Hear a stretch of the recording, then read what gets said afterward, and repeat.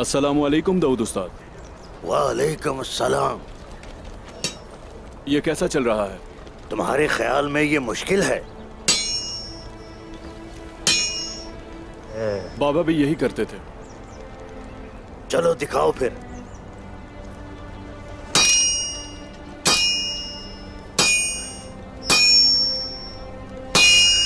अरे माशाल्लाह।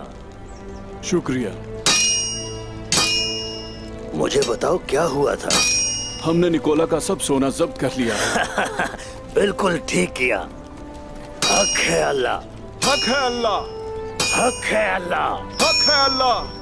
हक है अल्लाह। हक है अल्लाह। हक है अल्लाह। हक है अल्लाह। हक है अल्लाह।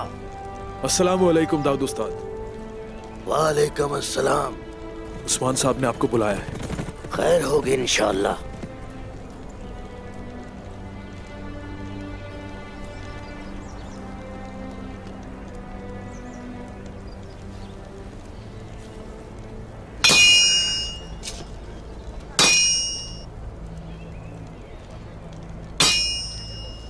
तुमने एक मुश्किल काम किया तौरान और अपने आप को साबित भी कर दिया। ये कोई मुश्किल काम नहीं था। ऐसा मत कहो।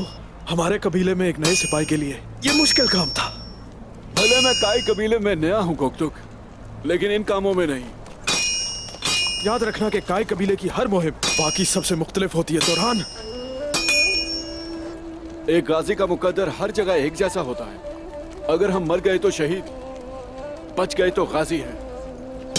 हक है अल्लाह। हक है अल्लाह। हक है अल्लाह।